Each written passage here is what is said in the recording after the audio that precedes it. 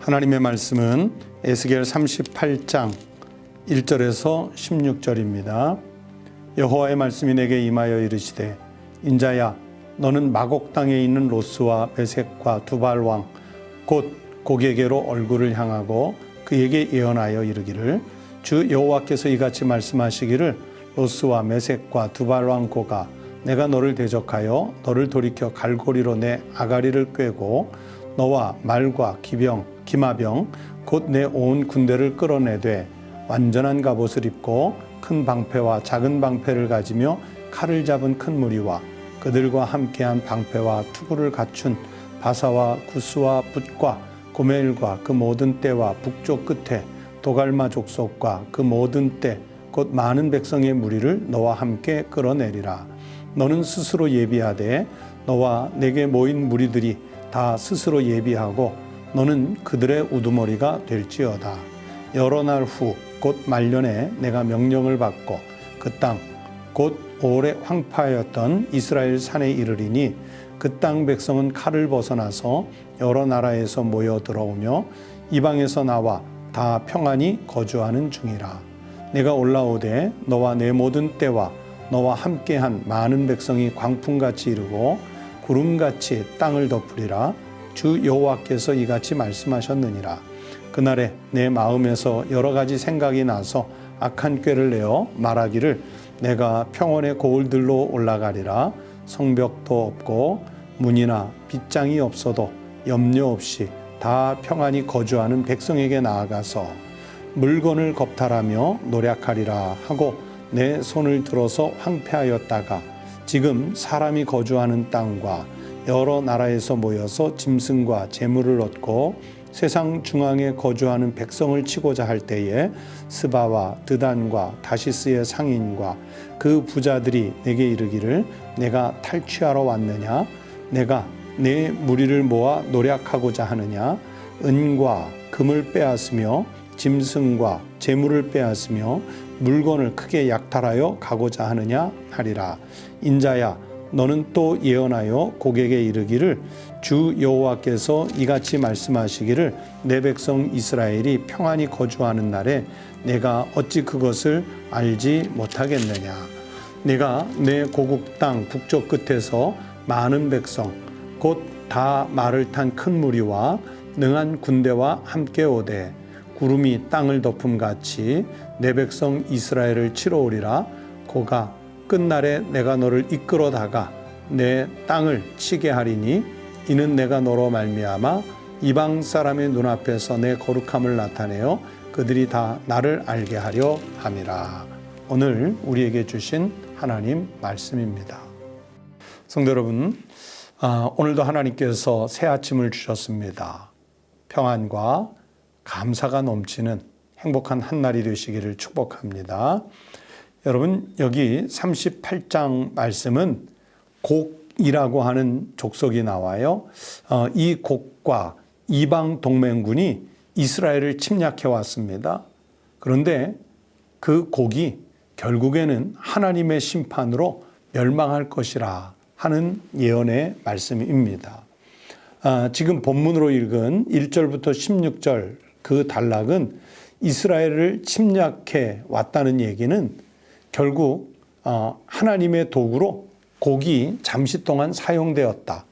바벨론이 이스라엘을 침략해 왔을 때, 아수르가 이스라엘을 침략해 왔을 때 그들이 땅을 확대하고자 하는 그런 욕망도 있었지만 하나님이 이스라엘을 징계할 때 마치 회초리를 들어서 자녀를 때림같이 그 사용되는 회초리, 막대기와 같은 것으로 하나님은 이방 민족을 쓰실 때가 있거든요.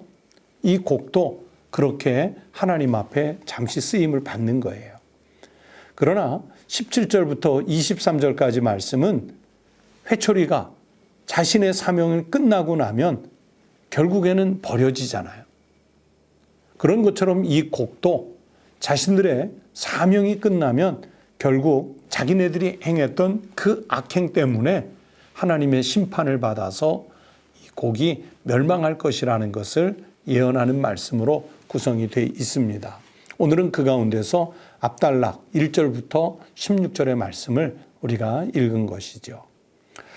말씀드렸던 대로 마곡 지역의 여러 나라 동맹군이 이제 함께 이스라엘을 침공해 왔습니다. 여러분 제가 16절 어떤 상황이었는지 16절을 다시 읽어드립니다. 구름이 땅을 덮음같이 내 백성 이스라엘을 치러 오리라. 고가 끝날에 내가 너를 이끌어다가 내 땅을 치게 하리니 이는 내가 너로 말미암아 이방 사람에서 눈앞에서 내 거룩함을 나타내어 그들이 다 나를 알게 하려 함이라. 하나님이 그렇게 하실 수 있도록 길을 열어주신 거예요. 하나님 뜻이 담긴 침략이었죠. 그런데 이 마곡 땅 동맹군들이 누가 참여를 하냐면 2절 말씀에 보면 상세히 나오는데 마곡 땅에 있는 로스와 메섹과 두발 그렇게 나오죠. 이런 나라들이 연합한 거예요.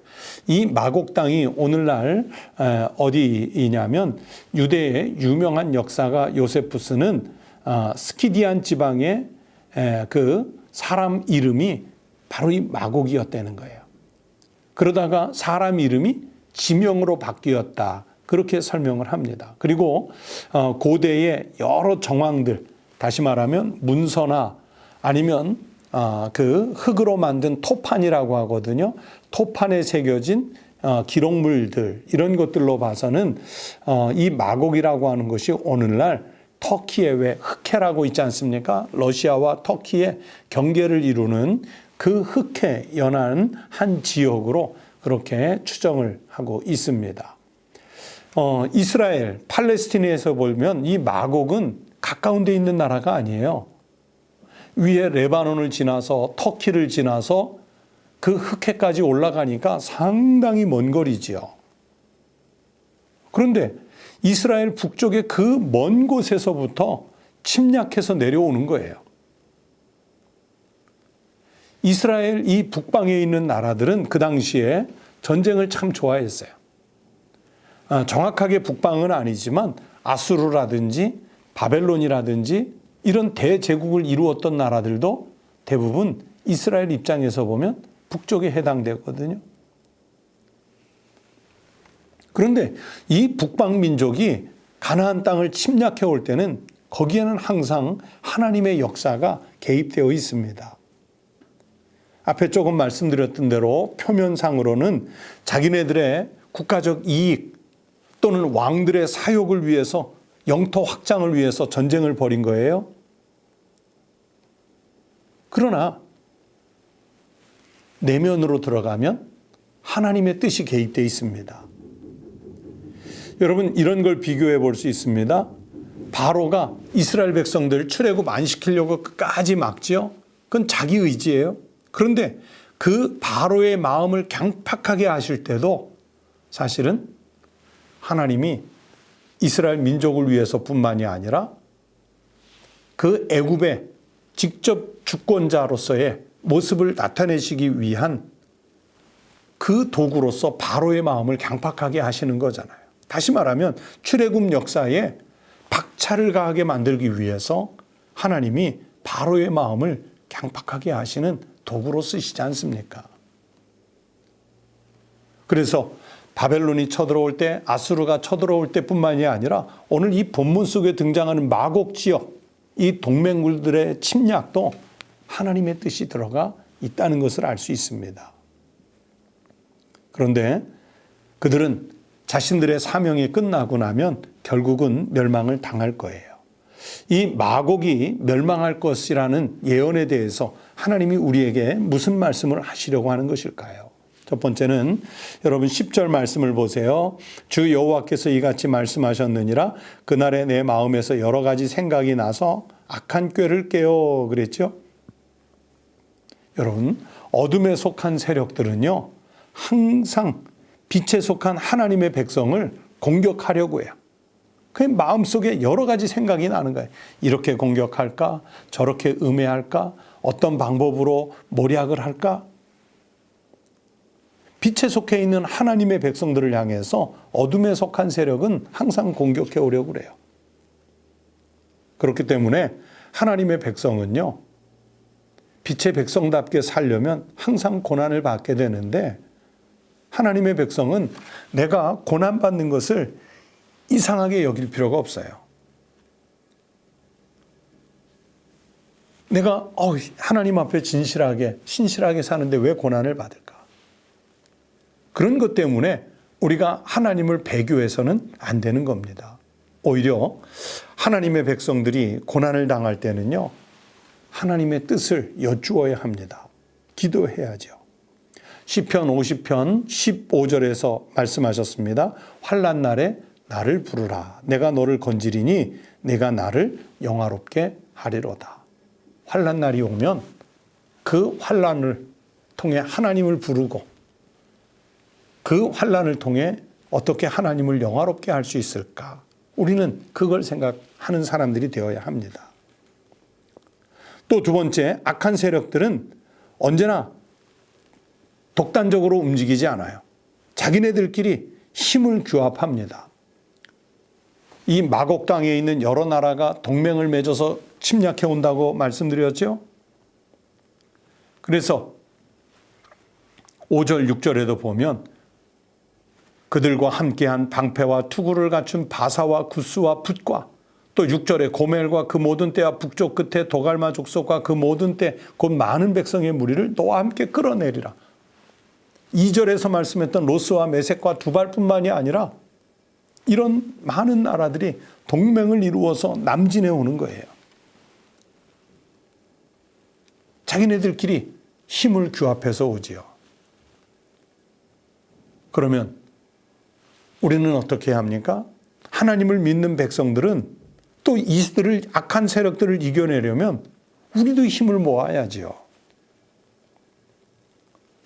고린도후서 1장 24절에서 말씀하셨습니다. 우리가 너희 믿음을 주관하려는 것이 아니요 오직 너희 기쁨을 돕는 자가 되려 함이니. 돕는 자가 되려 함이니. 그래서 하나님의 백성들은 서로 돕고 서로 힘을 모으는 신앙이 되어야 이길 수 있습니다. 교회 공동체가 힘을 모아야 하고 지역교회가 힘을 모아야 하고 한국교회가 힘을 모아야 하고 세계교회가 힘을 모아야 세상에 엄습해오는 어둠의 세력, 악의 세력을 이길 수 있어요. 세상은 영적 전쟁터입니다.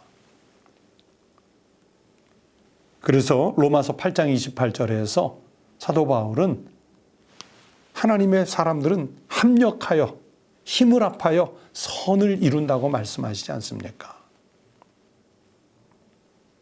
힘을 모아야 됩니다. 그래야 영적 전쟁에서 이길 줄로 믿습니다.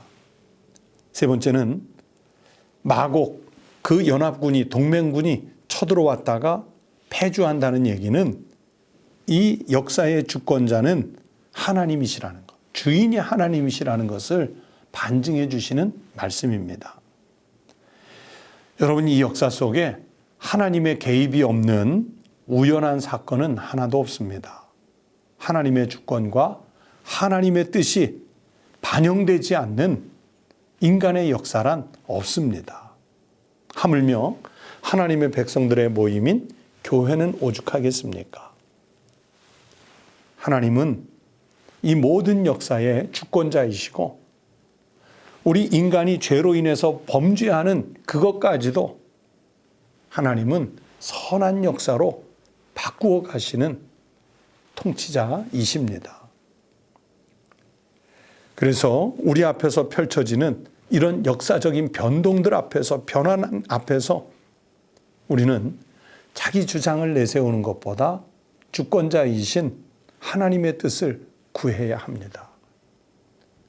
마태복음 6장 33절에서 말씀하시지 않습니까? 너희는 먼저 그의 나라와 그의 의를 구하라. 그리하면 이 모든 것을 너희에게 더하시리라. 성도 여러분, 하나님의 뜻을 구해서 하나님께서 흡족해 하시는 하나님의 뜻을 이루어가는 믿음의 성도들이 되시기를 바랍니다. 그렇게 하나님의 뜻을 이루는 백성들이 곳곳에 있을 때 이 세상은 어둠의 세력을 이겨내고 하나님 나라가 오게 하는데 주역으로 우리가 쓰이게 될 줄로 믿습니다. 이 믿음의 삶을 살아가시기를 주의 이름으로 축원합니다. 기도하겠습니다. 하나님 아버지, 이스라엘 백성들이 위기를 만났을 때 사방의 이방인, 어둠의 세력, 악한 세력들로 인해 우겨쌈을 당했지만 그 위기 속에서도 하나님은 하나님의 백성들, 선민들을 지키고 보호하셔서 회복해 하신 은혜의 역사를 봅니다. 오늘 우리가 겪고 있는 이 위험한 시대, 위기 속에서도 하나님은 수천 년 전 이스라엘 백성들을 지키심 같이 우리를 지키시고 이 주저앉은 위기 속에서 우리를 다시 일으키시고 다시 부흥케 하시는 역사도 일어나게 해 주실 줄로 믿습니다. 하나님, 우리 사랑하는 믿음의 성도들 한 사람 한 사람을 지켜주시고 교회 공동체를 지켜주시고 한국교회를 지켜주시고 세계의 건강한 교회들을 지켜주셔서 이 시대 속에 빛이 되고 소금이 되고 또 합력하여 선한 하나님의 뜻을 이루는 동역자들이 되게 하여 주시옵소서. 하나님 아버지, 이 땅에 안전한 복을 속히 허락해 주셔서 전염병이 퇴치되고 피폐해진 우리의 영혼과 정신과 육신의 삶들이 다시 회복되는 역사가 속히 오게 하여 주시옵소서. 하나님 아버지, 주님 앞에 언제나 무릎 꿇어 기도하며 주님의 뜻을 구하는 우리 성도들의 기도를 들어주시고 약한 자 강하게 하시고 가난한 자 부하게 하시고 지혜 없는 자 성령의 은혜로 지혜롭게 살아가는 능력을 입게 하여 주시옵소서. 오늘 하루의 일과도 주님께 맡겨드리며 예수님 이름으로 간절히 기도드리옵나이다. 아멘. 함께 이 목요일 아침 기도하시겠습니다.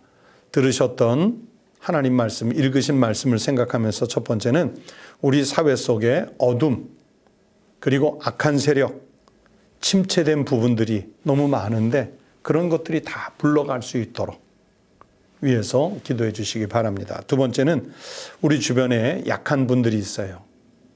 또 병든 이웃들이 있습니다. 그리고 너무 장기간 침체된 상태가 있다 보니까 어려운 이웃들이 너무 많아요. 여러분, 약한 분, 병든 분, 어려운 이웃들을 위해서 우리가 지금 기도해야 할 때입니다. 강하게 중보기도해 주시기 바랍니다. 그리고 세 번째는 우리 성도들 가정을 위해서 기도합시다. 가족들의 일터가 이 위기 속에서 형통할 수 있도록, 또 공부하는 자녀들 학업에 하나님 은혜 주셔서 지혜롭고 지식의 은사를 받을 수 있도록, 잘 성장할 수 있도록, 또 배우자를 구하는 자녀들, 직장을 구하는 자녀들이 형통한 삶을 살아갈 수 있도록 위해서 기도하시기 바랍니다. 이 시간 다 함께 기도드리겠습니다.